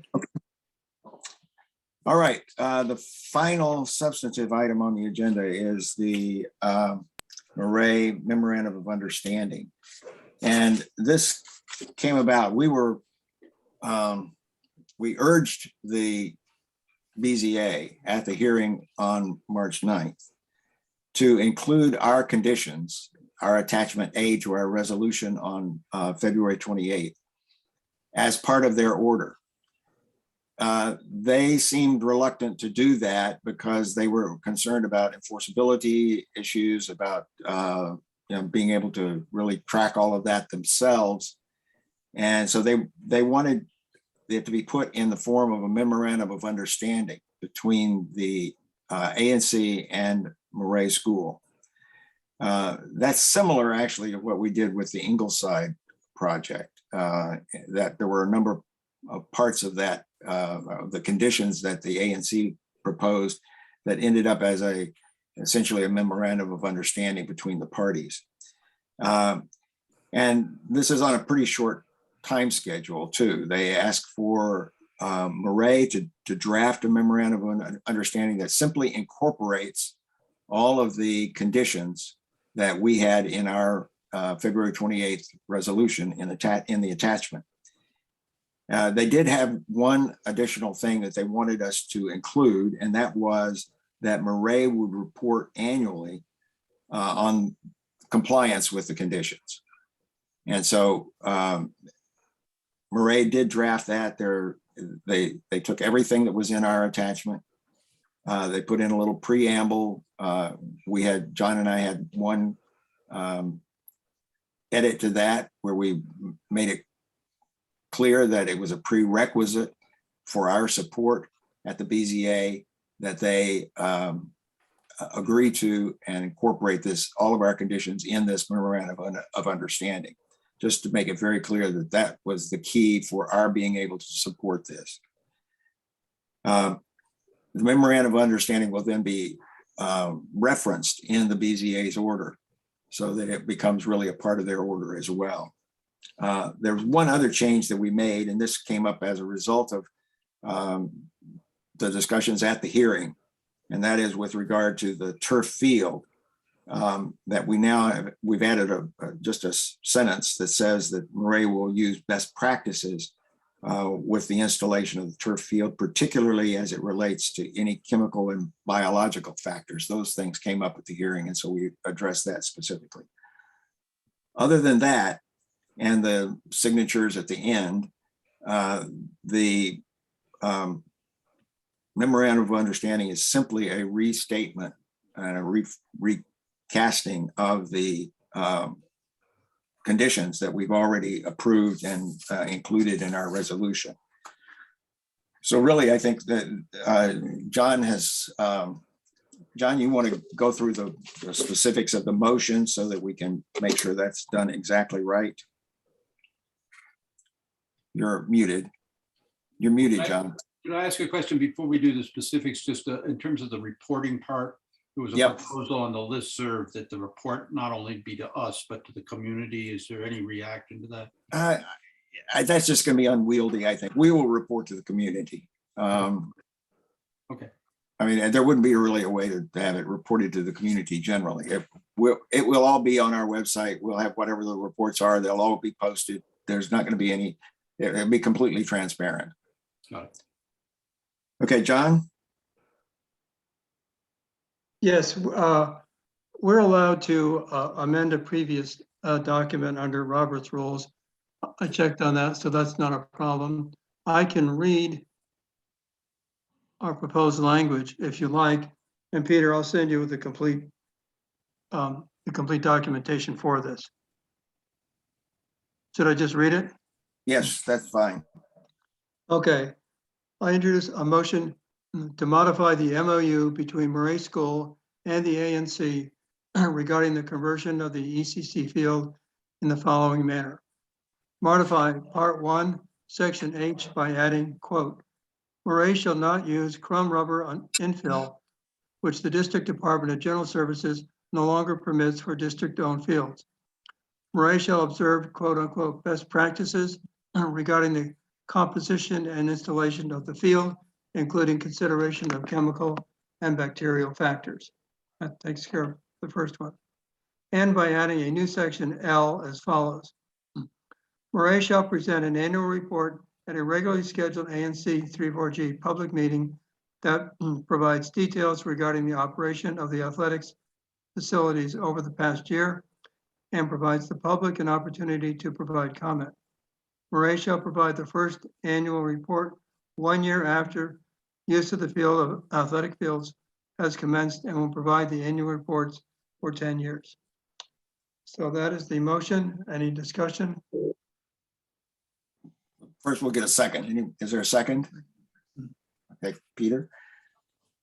The only thing I forgot to mention that we probably should add, John, is at the end that the chair is authorized to execute the MOU on behalf of the commission. Just to make sure that's clear. Okay. Chaz? The reporting period, we don't know how long the construction is going to take. And I'm wondering if it shouldn't be a year after the BZA approval. Well, A lot of the interactions with the community are take place during. There are intensive reports required for the construction period. That's handled separately in an entire section, 12-page section of the conditions. And those required reports monthly, actually. So thank you. Yeah, that's all going to be covered in the conditions. Yeah. Peter? And those reports are part of our monitoring the construction phase. Yeah. Yeah, It's the task force that is the Maret task force that's created during the construction period. Okay, fine. Yeah. Okay. Anything else? Okay, we'll vote. All those in favor? Connie? 6-0. Okay, thank you. All right. Peter is deferring the minutes until our next meeting. Wait, just so you're clear, we actually have approved the February 14th and 16th. Okay. The 24th, it's the 24th, the 28th, and now this meeting. Right. Okay. It's right. Well, it's February 24, 28, the special meeting on the 10th and this meeting, Peter. Right. Yep. No, I must have done the 24th. I'm only 2 behind as we came into this meeting. So okay. Let me go back. I'm sure I'm only 2 behind. I can't believe I'm 3 behind. I think you're right, Peter. I think the 24th we've already done, but in any case, we'll take it up at our next meeting. Okay, Don, any checks? No. Okay. For our next meeting, other than our usual reports, we'll have a discussion with DDOT again regarding its traffic safety investigation process. Michael, you still want to do that at the next meeting? Okay. And presentation by and discussion with the Office of Campaign Finance on the agency's traditional and public financing fair elections program. That's something they requested. We have a discussion and possible vote on a public space application by Blue 44 to install an awning for its sidewalk cafe. Discussion and possible vote on testimony at the budget hearings that come after March 28th, and that I think includes the Department of Energy and Environment, the Deputy Mayor for Planning and Economic Development, Department of Parks and Recreation, Department of Transportation, Public Library, and the Office of City Administrator. And then we will reschedule, probably not at this meeting, but at an upcoming meeting sometime, the presentations by the chairs of the Lafayette LSAT. Yeah, I'll check with them whether they want to do it this coming April meeting or the Well, success. the next meeting is actually March 28th. So April, whatever it is, April 14 or whatever the. April 14th. Yeah, or it's 11th. Randy, when will we be able to bring MPD in to talk about some of some issues in the community? Well, give me a proposal for what you want to do and who's going to come, and we'll. Do we have room? I guess I'm asking, do we have room on March 28th, or should I really push it? I would to not do it April? on March 28th. I would push it to Okay. April. Okay, so that's what I wanted to ask. And I'll- And don't push it to the 11th, whatever you do, because the 11th is going to be, the 11th is going to be, After. I mean, we're going to have to deal with the SAP resolution then. That's Okay. what I would suggest is we keep April 11th free as much as Great, possible. great. Yeah, If yeah. there's anything that can be deferred after like April 11th, the only other things we'll take up at that meeting, other than the SAP, will be the things that are time sensitive. Okay, so April 25th or so, if we have that Right. meeting. Okay, But for LSAT, the 14th is okay to suggest to them? 28th, What's the 14th? 28th, March 20th. No, the 11th is when we have to meet, and that's the SAP meeting. That has to be the SAP meeting. Okay, so what April meeting do you want me to, April 25th? 25th. April 25th would be best. okay. Okay. Okay. Anything else? You have the Wait, chat? No, please, you could stop the recording, but let me just save the chat and save the Q&A. Just give me a second.